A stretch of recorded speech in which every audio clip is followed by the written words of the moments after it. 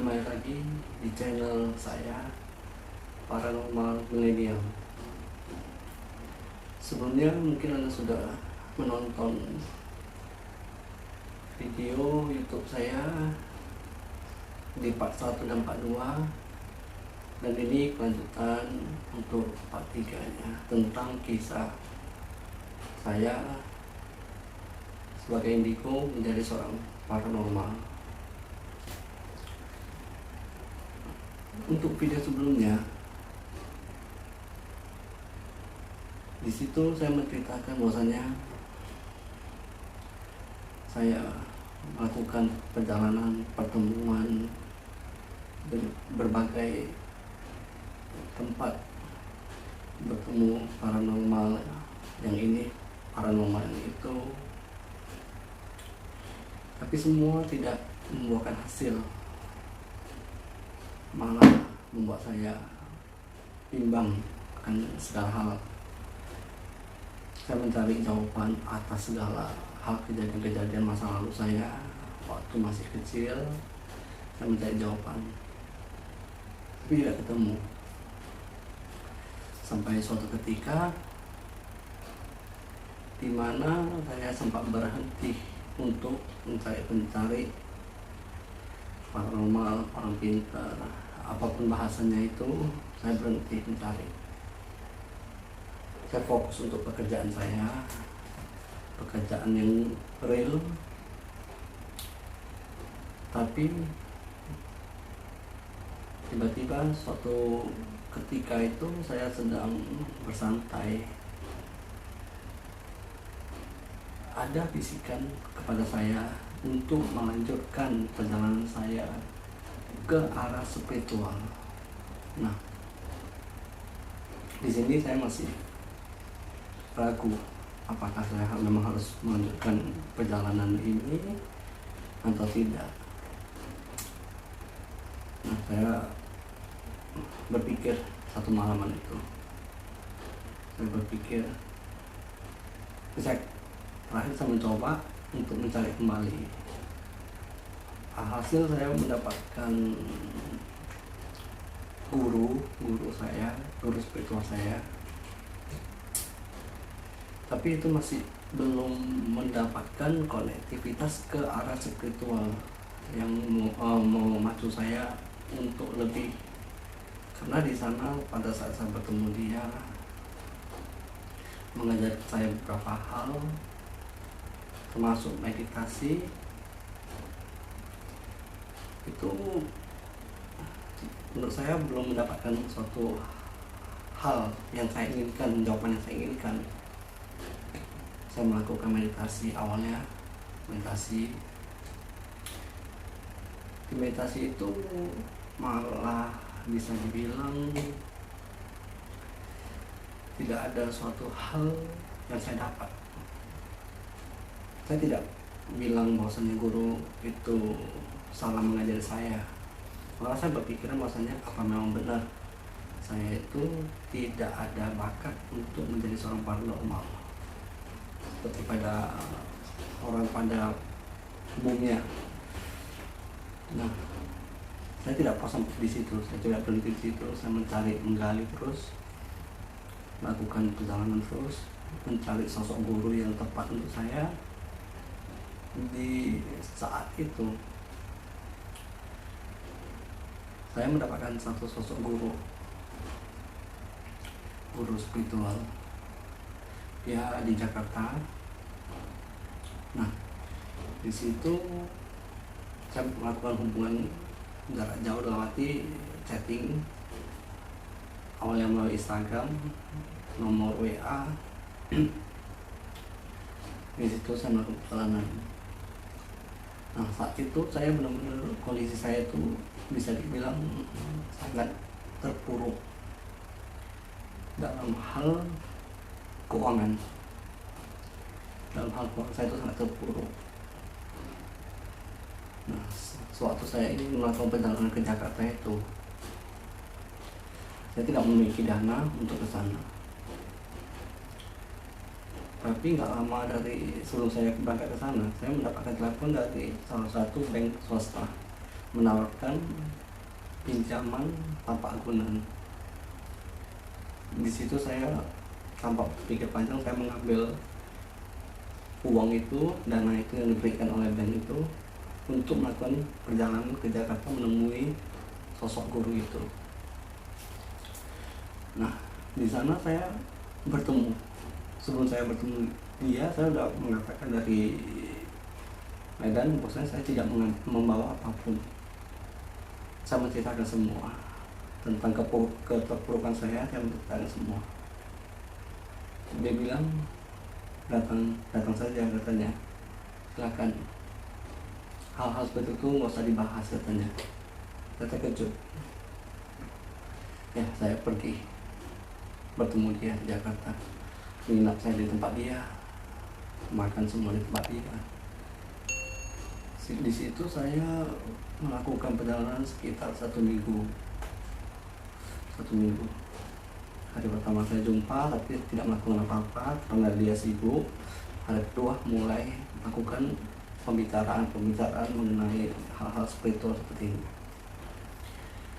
Nah, di hari kedua itu saya langsung melakukan beberapa ritual seperti tapa kungkung yang mengajak saya ke suatu lokasi di Jakarta. Saya lupa itu namanya tempat Semarang apa gitu, saya lupa pastinya. Saya melakukan tapa kungkung di situ jam 12 malam.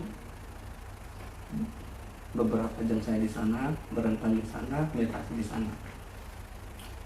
Di situ saya belum merasakan apa-apa, belum merasakan pas tapa kungkung itu, saya tidak merasakan apa-apa. Setelah itu kita kembali ke rumah itu sudah sekitar jam 4 pagi. Kita kembali. Situ kita tidak tidur, kita malah bercerita tentang arah-arah seperti ini. Di situ dia mengajarkan saya keyakinan, mengajarkan saya spiritual, mengajarkan saya berbagai hal, pemahaman yang saya selama ini saya tidak mengerti, semua diajarin, diberitahu yang mana yang baiknya. Hari ketiga kita melakukan perjalanan ke Jawa Tengah. Kita melakukan perjalanan untuk meminta restu ke leluhur yang ada di sana. Kita melakukan perjalanan di sana. Ya, saya melakukan meditasi juga, beberapa ritual di sana untuk menundukkan para leluhur yang ada di badan saya. Di sana juga belum mendapatkan apapun yang saya cari, jawaban yang saya cari. Nah, setelah itu udah melakukan 1 minggu perjalanan itu, singkat cerita saya balik ke Medan. Menurut saya beberapa hal yang untuk dilakukan seperti puasa dan beberapa hal yang harus saya lakukan, ritual-ritual di rumah saya lakukan, saya kerjakan semua, diajarkan meditasi yang sebenarnya seperti apa. Di situ saya mulai mendapatkan beberapa jawaban, tapi bukan jawaban yang saya cari selama ini, tapi ada progres yang saya dapat saat itu. Seperti meditasi, mungkin melakukan perjalanan di dimensi kehidupan manusia. Saya melakukan perjalanan itu, beberapa sosok saya jumpa di saat meditasi itu. Di situ saya mulai bangkit kembali semangat saya, mulai mencari kembali spiritual saya. Sampai saat ini saya melakukan hal-hal seperti itu, dalam arti tetap kita belajar menggali segala hal potensi yang ada di diri kita. Dan saya juga ada beberapa guru saat ini, karena kita juga namanya manusia, sampai kapanpun tetap belajar. Nah, di sini saya mulai mendapatkan beberapa hal pengetahuan tentang dunia-dunia spiritual paranormal seperti itu, hingga saya menjadi seperti ini, menjadi seorang sosok di mana saya mendapatkan gelar yaitu Ki Batara Jati. Perjalanan-perjalanan seperti itu yang saya lakukan, yang saya lalui semuanya itu adalah suatu, menurut saya itu kenikmatan, karena di situ ada rasa takut, ada rasa penasaran, rasa mengebu, dan segala hal bercampur aduk di dalam perasaan itu. Di situ saya sangat mendapatkan sesuatu jawaban, saya melakukan ritual itu, perasaan ini sangat kutil. Dan di sini saya mungkin tidak tahu lagi apa yang mau saya kasih tahu, cuma sekilas bahwasanya rangkuman yang kemarin saya ceritakan itu, setiap manusia itu memiliki potensi bakat untuk menuju ke spiritual yang bagus. Setiap manusia itu memiliki pendamping, atau bahasanya hodam, yang menjaga kita selama kita masih hidup. Dan saudara-saudara kita, saudara kembar, saudara sedulur papat kita juga menjaga kita. Jadi mungkin video yang saya buat sekarang ini, yang pertama, kedua, dan yang terakhir ini saya buat hanya ingin menceritakan kisah saya dan memberitahukan bahwasannya kita itu manusia diciptakan dengan sempurna oleh Yang Maha Kuasa. Kita bisa mengasah diri kita, kemampuan kita melebihi apapun, karena kita belum menggunakan semaksimal mungkin anugerah yang diberikan kepada kita.